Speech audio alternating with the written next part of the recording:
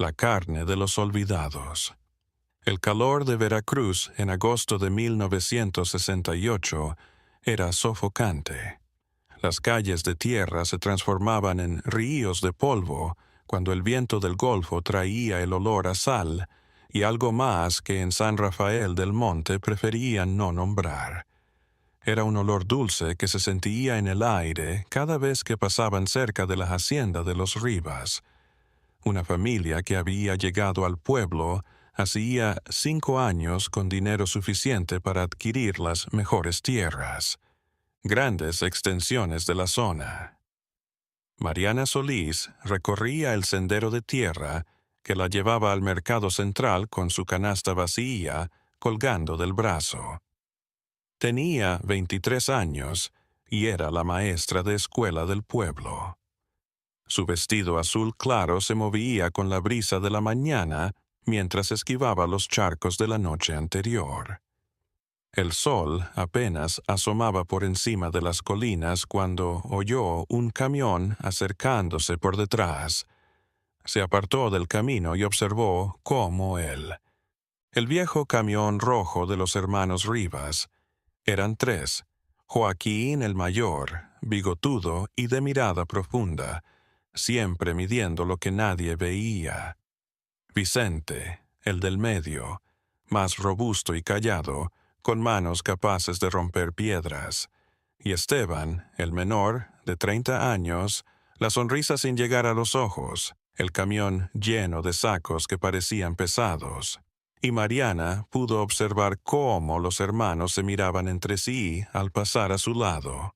Joaquín alzóla mano en un saludo que ella correspondió por cortesía, pero un escalofrío recorrió su espalda. Algo siempre le había resultado extraño de esa familia. Se encontraba en una hacienda, lejos del pueblo, rodeada de altos muros de adobe y una verja de hierro siempre cerrada. Nunca nadie del pueblo había sido invitado a poner un pie dentro, y los Rivas solo bajaban al pueblo para el mercado, a vender chorizos, cecina, tajo y demás carnes curadas que todos decían que eran las mejores de toda la región. En el mercado, Mariana se topó con su amiga Lupita Fernández, quien vendía tortillas recién hechas en un puesto bajo una lona descolorida. Lupita tenía 42, pero parecía más. La vida en el campo mexicano no perdonaba, y las líneas alrededor de sus ojos hablaban de sequías, cosechas perdidas y noches en vela. ¿Viste a los Rivas?, preguntó Lupita en voz baja mientras envolvía un atajo de tortillas en un trapo limpio para Mariana. Ya van 3 veces esta semana que los veo trepar montañas antes del amanecer. Mariana asintió y echó las tortillas en su canasta. Yo también los vi hoy. Ese camión iba muy cargado. Mi comadre Rosa dice que su sobrino, el que trabajaba de jornalero en la hacienda de al lado, desapareció hace 2 semanas, murmuró Lupita, mirando a su alrededor para asegurarse de que nadie más las oyera. Iba por el camino que bordea la hacienda de los Rivas y nunca llegó a casa. La familia lo buscó por todas partes, pero era como si la tierra se lo hubiera tragado. Se le encogió el estómago a Mariana. No era la primera desaparición de la que oía hablar. En los últimos 2 años, al menos 6 personas habían desaparecido en circunstancias similares. Visitantes que transitaban por la región, trabajadores temporales, incluso una pareja de turistas extranjeros que había llegado a explorar las ruinas prehispánicas cercanas. La policía local había hecho una mirada superficial, pero nunca desenterraron nada. El comandante, Salazar, un viejo de 60 años más interesado en su botella de mezcal que en la justicia, decía que la gente se perdía en las montañas, que los animales salvajes eran peligrosos, que el calor mareaba. «Ten cuidado», dijo Mariana al fin. sobre todo cuando anochezca. Mi padre siempre dice que uno nunca sabe lo que hay detrás de puertas cerradas. Lupita asintió solemnemente. Mi esposo ya no me deja que le compre sus chorizos. Dice que algo no se lleva bien con esa carne que sabe diferente. Diferente. ¿Cómo? No sé cómo explicarlo. Lupita bajó la voz aún más. Él dice que es demasiado tierna, demasiado rica, como ninguna otra carne de cerdo que haya probado. Mariana se mareó y cambió de tema, pero las palabras de Lupita resonaron en su mente como una campana de advertencia que no podía ignorar. Aquella tarde, mientras enseñaba a sus alumnos en el aula de adobe sin ventanas, Mariana echó de menos a dos niños, los hermanos Contreras, hijos de un campesino que vivía en una choza en las afueras del pueblo. Preguntó a los otros alumnos, pero nadie sabía nada. Al salir de clases, caminó hasta la casa de los Contreras para asegurarse de que los niños no estuvieran enfermos. La ruta la condujo fuera del pueblo, donde las casas se espaciaban y se volvían más modestas. La choza de los Contreras era una casita destartalada de madera y zinc en medio de la tierra seca donde trataban de hacer crecer maíz y frijoles sin mucho éxito. Mariana llamó a la puerta de madera astillada, pero no hubo respuesta. Volvió a llamar, esta vez gritando: «Don Ramiro, doña Elena, soy la maestra Mariana. Vengo a preguntar por los niños». Silencio. El viento sacudía las tejas sueltas del tejado, haciendo un ruido metálico que parecía un lamento. Mariana rodeó la choza y halló la puerta trasera entreabierta. La empujó suavemente y entró. Lo que vio en su interior la dejó helada. La mesa del comedor estaba puesta para una cena que nunca se comió. La comida ya estaba llena de moscas. Las camas estaban hechas, la ropa doblada en una silla. Era como si toda la familia hubiera salido y nunca hubiera vuelto. Con el corazón latiendo a todo lo que da, Mariana salió corriendo de la choza y fue a la comandancia. El edificio era de un solo piso, con paredes encaladas y una bandera mexicana descolorida ondeando en un asta torcida. Entró sin llamar y halló al comandante Salazar tras su escritorio y una botella de mezcal, medio vacía y un vaso en la mano. «Comandante, la familia Contreras se ha ido», dijo Mariana sin aliento. «Toda su familia, sus pertenencias están ahí, pero ellos no». Salazar lo miró con ojos vidriosos y bebió otro sorbo antes de responder. «Niña, ya te dije, la gente viene y va. Seguro se fueron a trabajar a otro lado. Aquí no hay futuro para nadie. Pero lo dejaron todo. La cena estaba lista. Algo le sucedió». El comandante se puso en pie, tambaleándose. «Mire, profe, yo. Sé que estás tratando de ayudar, pero no puedes venir aquí creando dramas donde no los hay. La vida es cruel, la gente se va. Así es la vida. Si aparecen muertos, entonces investigo. Mientras tanto, déjame trabajar». Se indignó Mariana. Su labor. ¿Qué trabajo? Emborracharse mientras el mundo se desvanece. Casi 10 en 2 años, comandante. ¿Cuántas más deben morir antes de que usted actúe? Salazar golpeó el escritorio, haciendo temblarla. «Botella. Baje el tono, señorita. Soy la ley aquí y no voy a permitir que me faltes el respeto. Ahora, lárguese de aquí antes de que lo arreste por causar disturbios». Mariana salió de la comandancia con lágrimas de frustración en los ojos. El comandante no iba a hacer nada, nunca hacía. Y mientras caminaba de regreso a casa, se dio cuenta de algo que la horrorizó. Estaba sola en esto. Si alguien iba a averiguar qué estaba detrás de las desapariciones, iba a ser ella. Aquella noche Mariana no pudo dormir. Se quedó despierta en su casita de adobe, escuchando los ruidos nocturnos del pueblo, los perros ladrando a lo lejos, el viento aullando entre las ventanas, el ocasional motor de un coche en la carretera principal. Pero había otro, uno que nunca había escuchado, un sonido sordo y rítmico que llegaba desde la hacienda de los Rivas, como el latido de algo pesado contra algo duro. 3 días después, Mariana hizo algo peligroso pero necesario. Esperó hasta la noche, cuando el pueblo se encontraba en ese silencio característico de los pueblos en los que todo el mundo se encierra en casa al anochecer. Se puso ropa oscura, cogió una linterna pequeña y salió por la puerta trasera de su casa. Su plan era ir a la hacienda de los Rivas y espiar solamente para ver si algo andaba mal. La carretera que conducía a la hacienda serpenteaba entre campos de caña y arboledas tropicales. La luna llena iluminaba lo suficiente como para caminar sin linterna, y Mariana lo agradecía porque no deseaba que la observaran.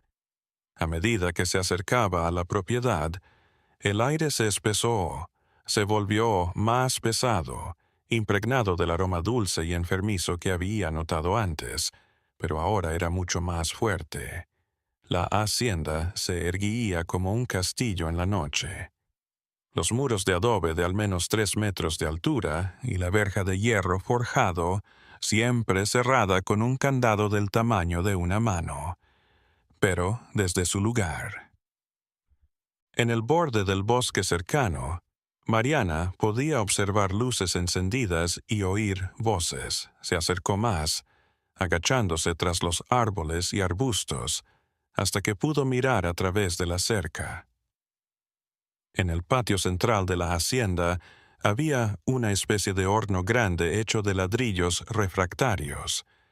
De su chimenea salía humo denso y grasiento que se elevaba hacia el cielo nocturno. Los 3 hermanos Rivas estaban atareados alrededor del horno, girando enormes trozos de algo. Mariana no alcanzaba a ver bien desde donde se encontraba. Joaquín ladraba órdenes a sus hermanos mientras Vicente arrastraba sacos desde un cobertizo cercano. Esteban estaba al lado del horno con un atizador largo de hierro, removiendo lo que estuvieran cociendo. Mariana se acercó más, arriesgándose a ser vista, y entonces vio algo que le quitó el aliento. En una esquina del patio, a medio tapar con una lona, había algunas pertenencias amontonadas: zapatos, ropa, una mochila. Identificó como la que solía cargar el sobrino de Rosa, incluso una maleta de cuero cubierta de stickers extranjeros que solo podían pertenecer a los turistas desaparecidos. El horror de la comprensión la apuñaló en el estómago. Los Rivas no solo estaban asesinando a las personas desaparecidas, estaban procesando sus cuerpos en la carne que vendían en el mercado. Los chorizos de los Rivas, la asesina consentida, el tazo que todos juraban ser el mejor de la comarca. Todo estaba hecho de carne humana. Mariana retrocedió lentamente, sin hacer ruido, pero su pie pisó una rama seca que se rompió con un crujido seco en la noche. Los 3 hermanos se detuvieron en seco y se volvieron hacia el muro exterior. Joaquín dirigió su linterna hacia el ruido.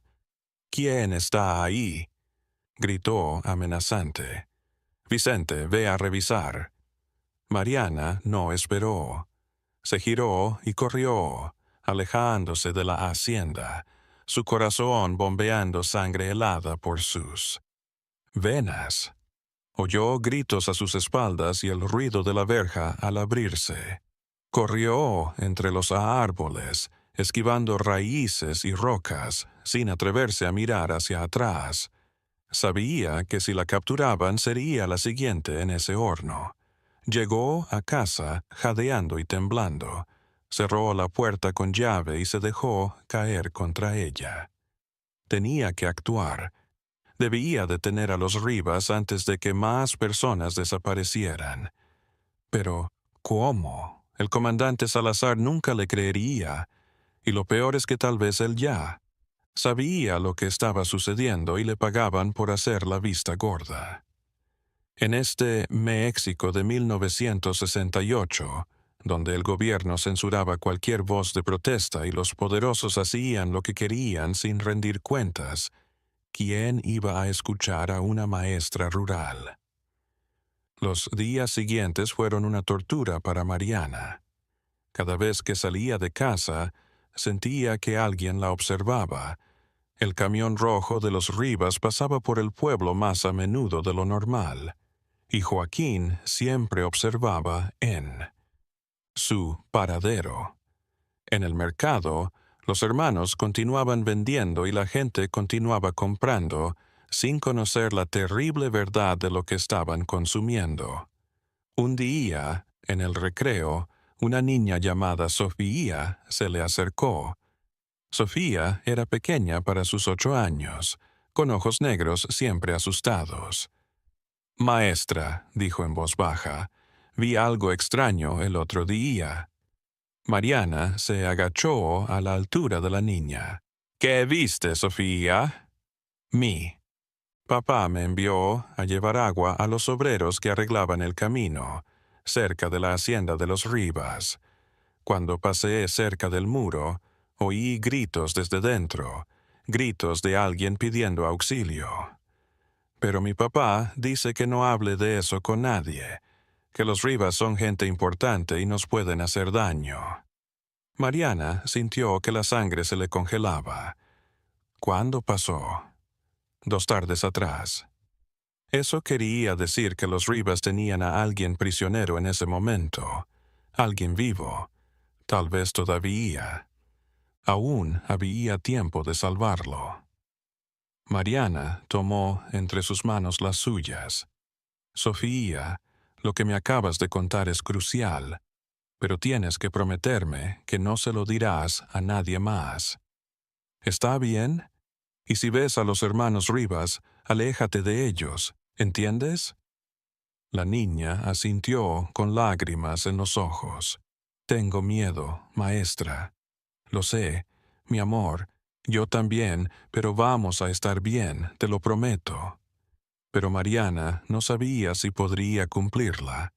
Esta noche, sentada en su mesa de madera gastada con una vela, iluminando las hojas de un cuaderno antiguo, Mariana empezó a anotar todo lo que sabía, las fechas de las desapariciones, los nombres de las víctimas, las descripciones de las pertenencias que había observado en la hacienda, el relato de Sofía, la complicidad del comandante Salazar. Si algo ocurría, al menos habría un testimonio de la verdad. Estaba escribiendo cuando oyó un coche parando delante de su casa. Su corazón se aceleró y se puso en pie lentamente, acercándose a la ventana. Corriendo la cortina deshilachada solo para echar un vistazo al exterior. Era el camión rojo de los Rivas. Los 3 hermanos estaban bajando del coche y Joaquín llevaba algo en la mano que relucía bajo la luna, un machete. Mariana supo entonces que habían venido por ella. Se habían dado cuenta de que sabía demasiado y no iban a dejarla vivir para revelarlo. Con las manos temblando, escondió el cuaderno en un agujero en la pared, detrás de un cuadro de la Virgen de Guadalupe. Si iban a matarla, al menos la verdad viviría. Los golpes en la puerta resonaron, fuertes, insistentes. «Maestra Mariana, abra la puerta. Debemos hablar con usted», dijo Joaquín con una voz fingida y amable que solo hacía que la amenaza fuera más aterradora. Mariana miró a su alrededor. Su casa solo tenía una puerta y 2 ventanas pequeñas. Estaba atrapada.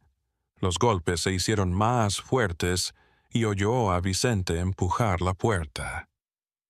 En segundos la madera astillada se rompería.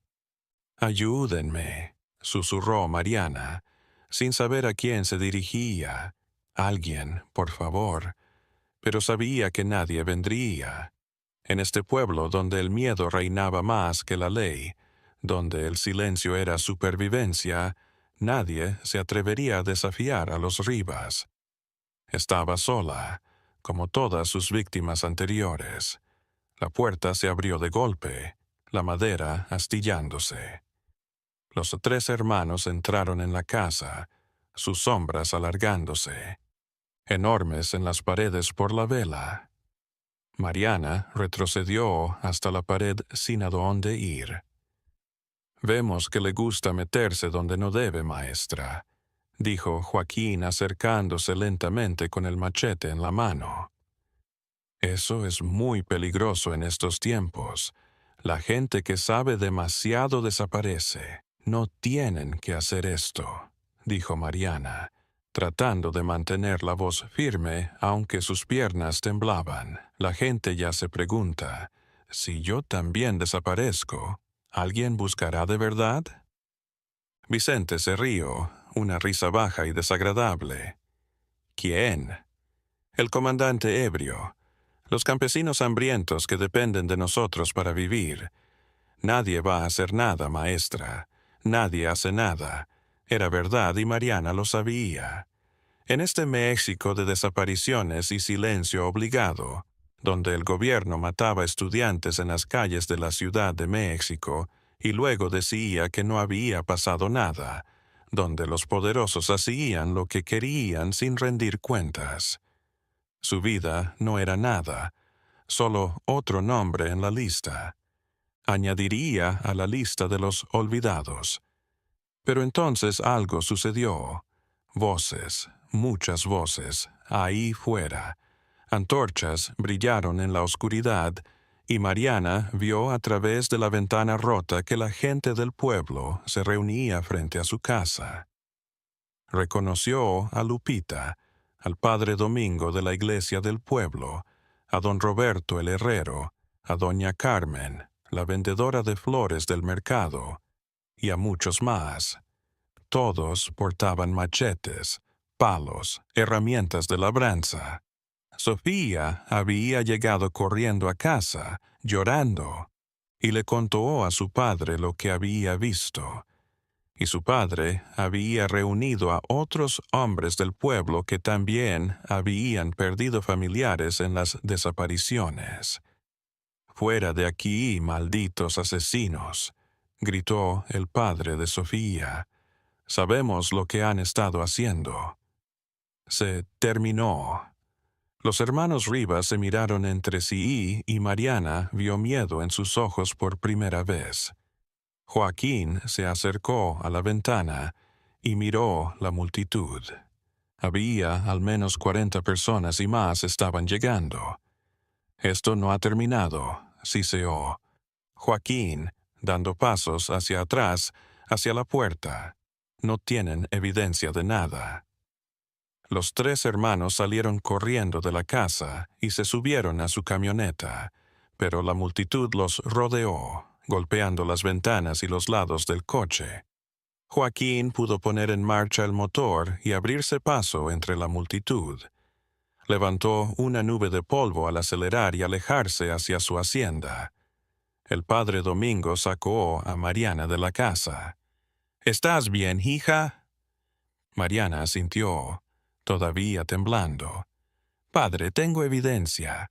Lo anoté todo, pero necesitamos ayuda de verdad, no solo del pueblo. Necesitamos que vengan las autoridades estatales». «Ya mandamos 2 hombres en moto a Xalapa», dijo don Roberto. «Van a traer a la policía judicial. Esta vez no van a escapar». Pero Mariana sabía que los Rivas no se darían por vencidos tan fácilmente. Pero con el pueblo vigilando los caminos para que los hermanos no escaparan antes de que llegara la policía, Sacó el cuaderno de su escondite y comenzó a completar los detalles finales. Al amanecer, cuando el cielo aún estaba oscuro y el sol comenzaba a teñirse de naranja y rosa, un estallido sacudió la tierra.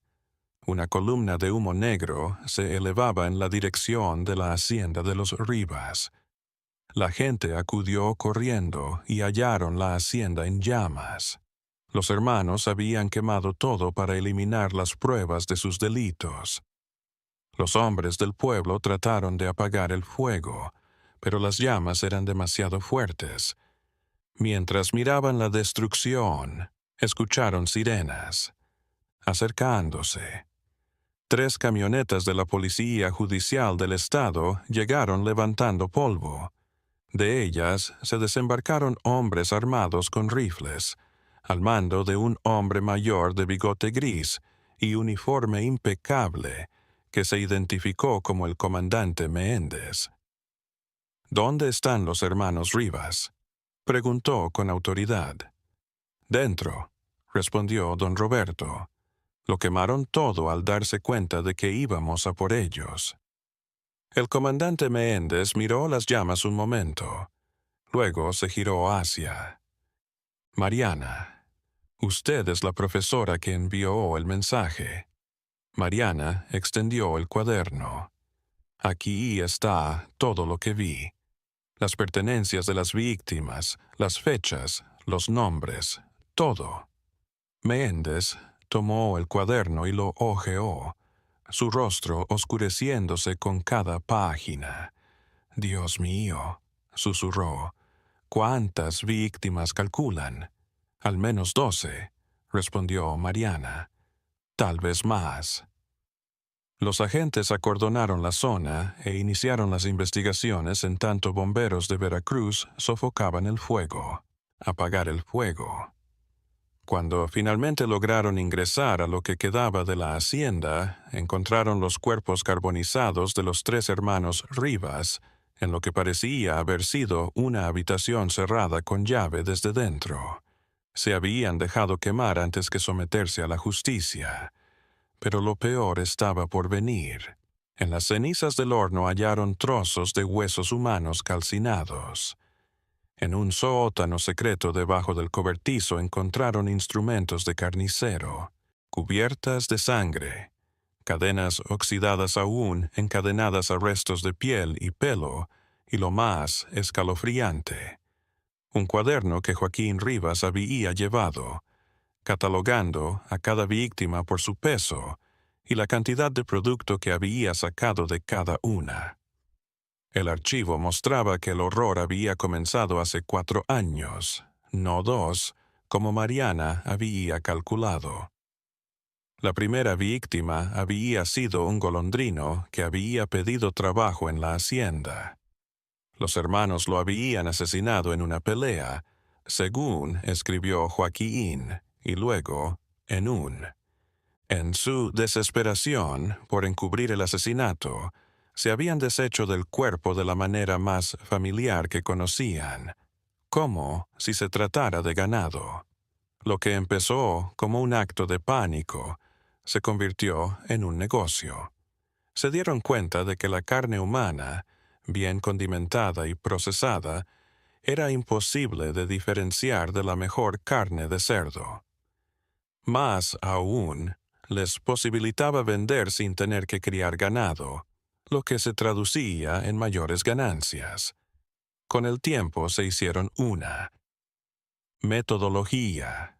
Elegían víctimas a quien nadie extrañaría, forasteros, excluidos, personas ya invisibles. El juicio de los hermanos Rivas nunca se llevó a cabo porque estaban muertos, pero sus crímenes se hicieron notorios en toda la República Mexicana. Los diarios nacionales informaron sobre los chorizos de los Rivas, y el caso se convirtió en una alegoría del México negro de los años 60, el de la impunidad y los olvidados. Podían desaparecer sin que nadie preguntara. Mariana siguió dando clases en San Rafael del Monte, pero el pueblo nunca volvió a ser el mismo. La gente dejó de comprar carne en el mercado durante meses, y muchas familias se hicieron vegetarianas por pura paranoia. El comandante Salazar fue destituido y procesado por negligencia y posible complicidad, pero nunca se pudo demostrar que hubiera recibido dinero de los Rivas. Pero lo que Mariana jamás olvidó fue la lección más oscura. Aprendió de todo ello. El horror no había sido solo lo que habían hecho los hermanos Rivas, sino lo fácil que les había resultado hacerlo. Durante 4 años habían actuado a plena vista, vendiendo su horrible producto en el mercado local, saludando a sus vecinos y yendo a misa los domingos.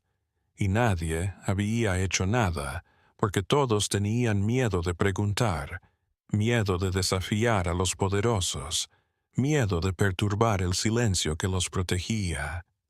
En las semanas que siguieron mientras los forenses identificaban las víctimas y avisaban a las familias, Mariana se reunió con los supervivientes y las familias de los desaparecidos. Prepararon un memorial en el cementerio del pueblo. Cada víctima identificada recibió una cruz blanca con su nombre. Para los no identificados pusieron una cruz más grande con la inscripción «A los olvidados no olvidaremos». El padre Domingo celebró una misa y todo el pueblo fue, en su sermón, a la vigilancia vecinal, a cuidar los unos de los otros, a no hacerse el ciego ante la injusticia por temor o comodidad. La libertad, explicó el padre, no es falta de cadenas materiales, es falta de miedo a denunciar el mal con nuestro silencio. Todos debemos de levantar la voz y denunciar lo que está mal, no importa quién sea el autor. Porque cuando callamos por miedo, ¿cuándo? Dejamos morir a los débiles sin preguntar, vendemos nuestra humanidad con nuestra libertad. Las palabras resonaron en el pueblo, pero Mariana sabía que no sería suficiente. El de los Rivas era solo un ejemplo de un problema mayor en México. Un mes después del hallazgo, en octubre de 1968, el gobierno mexicano masacró a cientos de estudiantes en Tlatelolco, y los cuerpos desaparecieron como en el caso de los Rivas. La diferencia era que estos asesinos nunca serían y llevados a juicio. Mariana empezó a colaborar con periódicos locales escribiendo sobre las desapariciones, no solo sobre las de San Rafael del Monte, sino sobre las de todo el país. Registró patrones, relaciones, la complicidad de funcionarios locales. Sabía que era arriesgado, que se estaba exponiendo, pero también sabía que no podía quedarse callada. Una noche llegó un joven que dijo llamarse Rubén, estudiante de periodismo de la Ciudad de México. Había leído sus artículos y quería apoyarla en la investigación sobre las redes de desapariciones en Veracruz. «Es valiente lo que está haciendo», le dijo Rubén mientras bebían café en la mesa de la cocina de Mariana. «Pero también es peligroso. Hay gente muy poderosa que no quiere que estas historias se revelen». «Lo sé», respondió Mariana. «Pero, ¿qué más podemos hacer? Si la gente como nosotros no cuenta estas historias, ¿quién lo hará? Los muertos no hablan». Rubén asintió y sacó un cuaderno parecido al que Mariana había utilizado para registrar los delitos de los Rivas. «He estado revisando otros casos similares en Puebla, Oaxaca, Guerrero. Hay un patrón. Desaparecidos, autoridades que no investigan, familias que son calladas con amenazas o dinero». Durante semanas, Mariana y Rubén recolectaron información, entrevistaron a familiares de desaparecidos, documentaron la negligencia sistemática de las autoridades. Descubrieron que el caso de los Rivas, por atroz que fuera, era solo un ejemplo de una red mucho mayor de impunidad y violencia en todo México. Escribieron unos artículos para un pequeño periódico independiente que Rubén conocía en la capital. Los artículos hicieron algo de ruido, pero no lo suficiente como para mover la aguja. Las familias de los desaparecidos seguían sin respuestas, las autoridades seguían sin rendir cuentas, y el ciclo de violencia y silencio continuaba. Un día, mientras Mariana impartía clases, observó un vehículo negro estacionado frente a la escuela. No era de la aldea. 2 hombres vestidos de negro aguardaban al lado del coche, contemplando el inmueble. Al finalizar la clase, los hombres se abalanzaron sobre ella. «Señorita Solís», dijo uno de ellos, con voz gélida y profesional, «somos agentes de la Dirección Federal de Seguridad. Necesitamos que venga con nosotros para responder algunas preguntas». El miedo conocido le oprimió el pecho a Mariana, pero mantuvo la calma. «¿Preguntas sobre qué?» «Sobre su labor periodística, sobre las denuncias que ha venido formulando contra altos funcionarios del gobierno, sobre sus conexiones con elementos sediciosos». «Yo no conozco a ningún revolucionario», respondió Mariana con firmeza.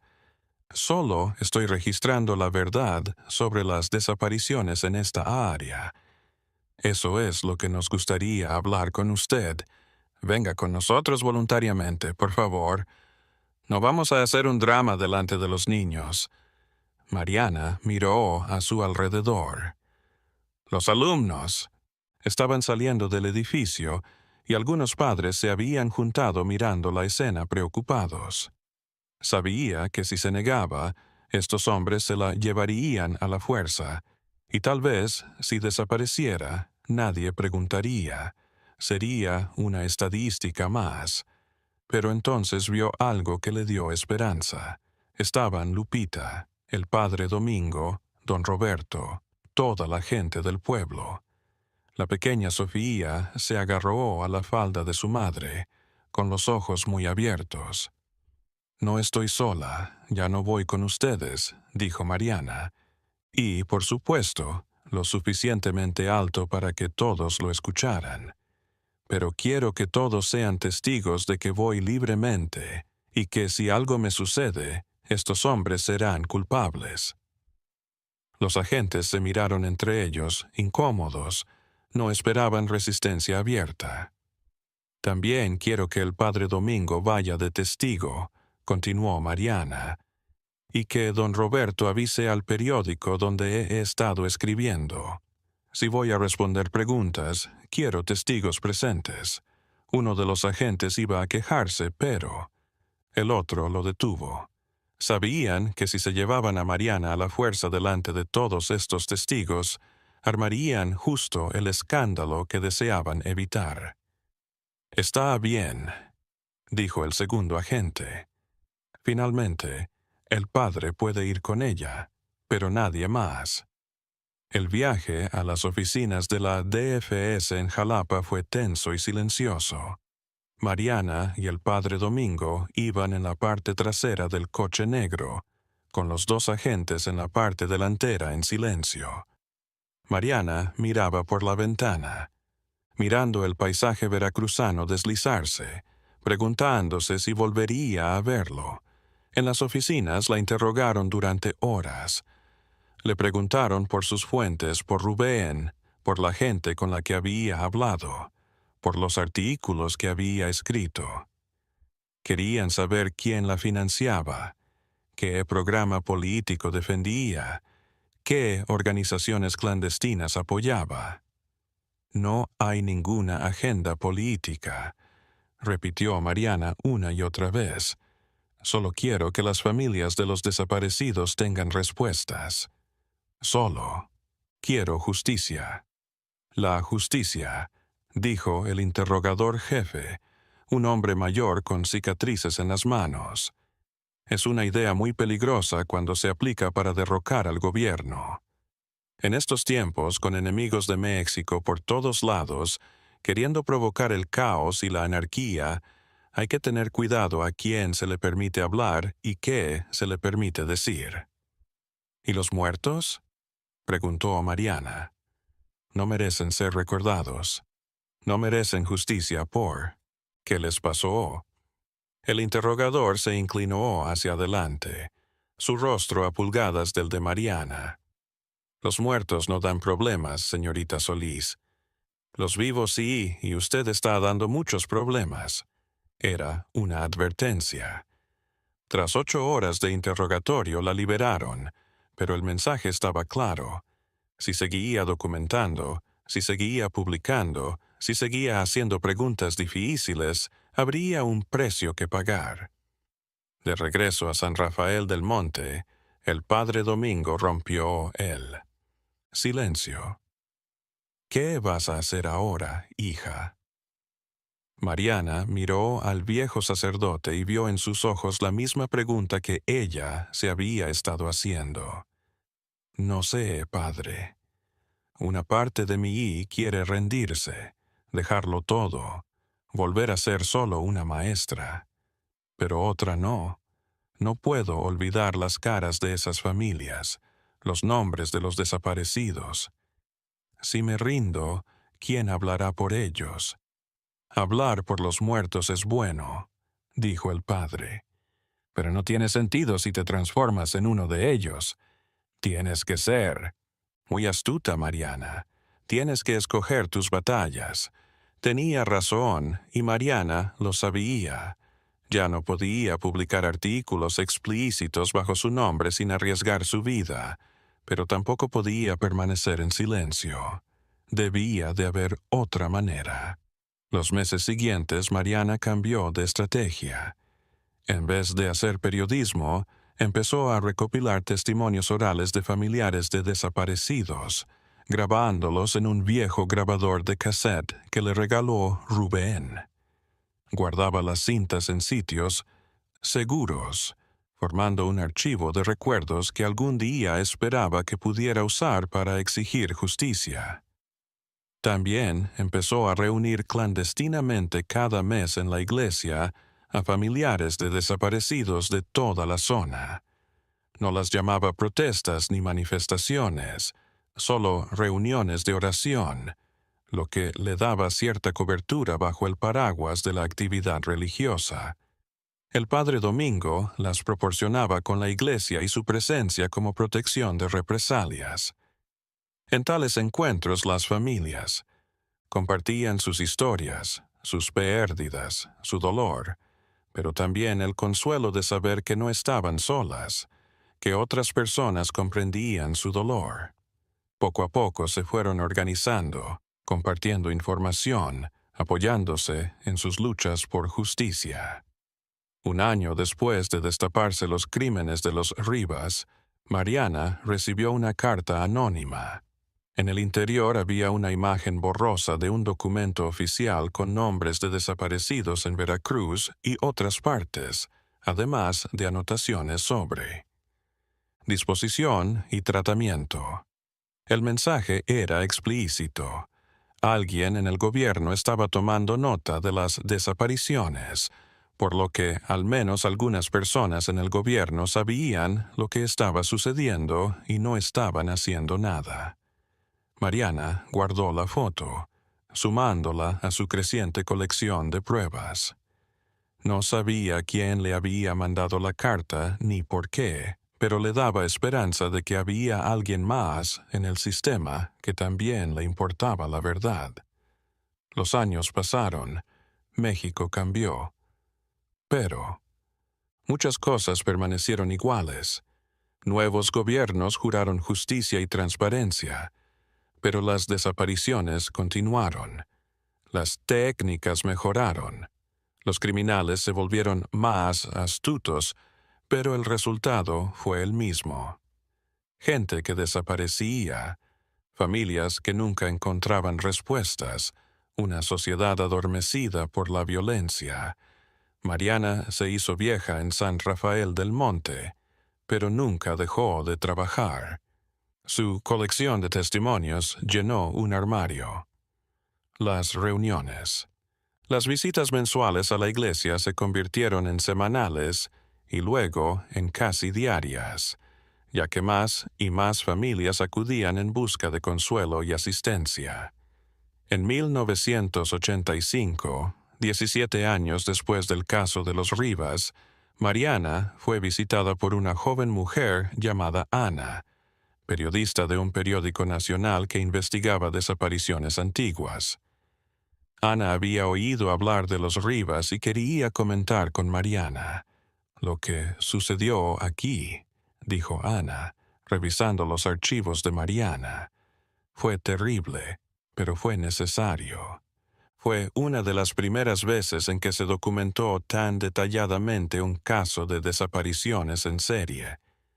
Su trabajo podría abrir la puerta a futuras investigaciones más amplias. Pero, ¿ayudará?», preguntó Mariana, 52 años y agotada de años de batalla. «Llevo casi 2 décadas documentando casos. He recogido cientos de testimonios y ¿qué ha cambiado?». Ana tomó la mano de Mariana entre las suyas. «Quizá no hoy, pero algún día, cuando México esté preparado para afrontar su pasado, este archivo será de un valor incalculable. Será la evidencia de que estas personas estuvieron aquí, fueron amadas, merecieron justicia. Está haciendo historia, maestra Mariana. Y la memoria es lo primero que los poderosos tratan de borrar». Esas palabras revitalizaron a Mariana. Siguió trabajando, en la certeza de que nunca vería justicia, pero con la esperanza de que algún día alguien utilizara el archivo que había elaborado para exigir responsabilidades. En 2001, 33 años después del caso de los Rivas, el gobierno mexicano creó la Comisión Nacional de los Derechos Humanos y empezó a investigar en serio las desapariciones del pasado. Mariana, ahora de 68 años, fue llamada a declarar y entregar su archivo completo de testimonios y pruebas. Mientras entregaba las cajas repletas de cintas, fotos, papeles, cartas, recuerdos de toda una vida, Mariana experimentó una sensación de alivio y tristeza, alivio de que finalmente alguien lo tomara en serio. Tristeza porque habían pasado tantos años, tantas vidas, perdidas, tanto dolor innecesario. ¿Mereció la pena?, le preguntó Lupita una tarde mientras tomaban café en el mismo mercado donde habían platicado años atrás sobre los hermanos Rivas. Lupita ahora tenía 80 años, su cabello blanco y sus manos temblorosas sosteniendo su taza. Mariana dudó antes de responder. «No sé, no traje de vuelta a los muertos. No metí a todos los culpables en prisión. No cambié el sistema, pero hice algo que nadie puede quitarme. Recordé, les di voz a los silenciados. Grabé lo que otros no querían mostrar y, quizás, solo quizás, ayudé a algunas familias a hallar un poco de consuelo. Entonces, sí, valió la pena», dijo Lupita, sonriendo tristemente. «La libertad no es hacer lo que quieres. A veces significa hacer lo que tienes que hacer, aunque sea peligroso, aunque nadie te lo agradezca». Mariana asintió, sabiendo que su amiga tenía razón. La libertad había sido la libertad de no permanecer. Callada, de negarse a olvidar, de decir que las vidas de los desaparecidos importaban y merecían ser recordadas. El caso de los hermanos Rivas nunca se resolvió por completo, pero se confirmó que habían matado y procesado al menos a 16 víctimas identificadas, sospechándose que el número real era mucho mayor. El horno y el cobertizo habían sido destruidos por el fuego hasta tal punto que era imposible decir cuántas personas habían estado allí. Las familias de las víctimas fueron compensadas económicamente del gobierno, Pero todo el dinero del mundo no podía traer de vuelta a sus seres queridos. A algunos les alivió conocer la verdad. Otros jamás pudieron soportar la idea de lo que les podría haber ocurrido a sus seres queridos. San Rafael del Monte se transformó tras el caso. El pueblo se unió, se volvió más atento. La gente aprendió que el silencio no era seguridad, que ignorar la injusticia solo permitía que el mal prosperara. La hacienda de los Rivas fue destruida y en su lugar levantaron una pequeña. La plaza lleva un monumento en memoria de las víctimas, no solo de los Rivas, sino de todas las desapariciones en la región. Mariana continuó viviendo en el pueblo y enseñando hasta que se retiró a los 70 años. Nunca se casó ni tuvo hijos, pero consideraba a todos sus alumnos como propios. Muchos de ellos, ya adultos, la visitaban y le agradecían por haberles enseñado no solo matemáticas y lectura, sino también valentía y memoria. En sus últimos años, ya se movía con dificultad y su vista se había deteriorado, pero Mariana recibía la visita de estudiantes, periodistas, investigadores, interesados en el caso de los Rivas y en su labor de documentar desapariciones. A todos les decía lo mismo. Recuerden siempre que detrás de cada número, de cada estadística, hay una persona, una historia, una familia, un sueño roto. No los reduzcan a datos en un informe. Recuérdenlo. Mariana Solís falleció en 2015 a los 82 años. Rodeada de amigos y exalumnos. Su funeral fue el más grande que San Rafael del Monte había visto en años. Llegaron desde todo Veracruz, desde México, familiares de desaparecidos que ella había asistido, activistas que ella había inspirado, periodistas que habían consultado su archivo. En su testamento, Mariana legó todo su archivo personal a la Universidad Nacional, especificando que debía ser digitalizado y puesto a disposición de cualquier persona que desee indagar sobre desapariciones en México. También creó una pequeña beca para estudiantes de San Rafael del Monte que desearan estudiar periodismo o derechos humanos. El legado de Mariana Solís no fue solo el archivo que dejó o las vidas que ayudó, sino el ejemplo que dio. Demostró que una persona común, una maestra de pueblo, podía marcar la diferencia, que el valor no necesitaba un héroe o poder político o barato, sino el deseo de mirar la verdad, registrarla y no olvidarla. El caso de los hermanos Rivas es uno de los más notorios en la historia criminal de México, no solo por la violencia de sus crímenes, sino porque marcó un antes y un después. Fue uno de los primeros casos en que todo un pueblo se alzó en una sola voz para clamar por justicia, en que el silencio se rompió y los poderosos fueron desafiados.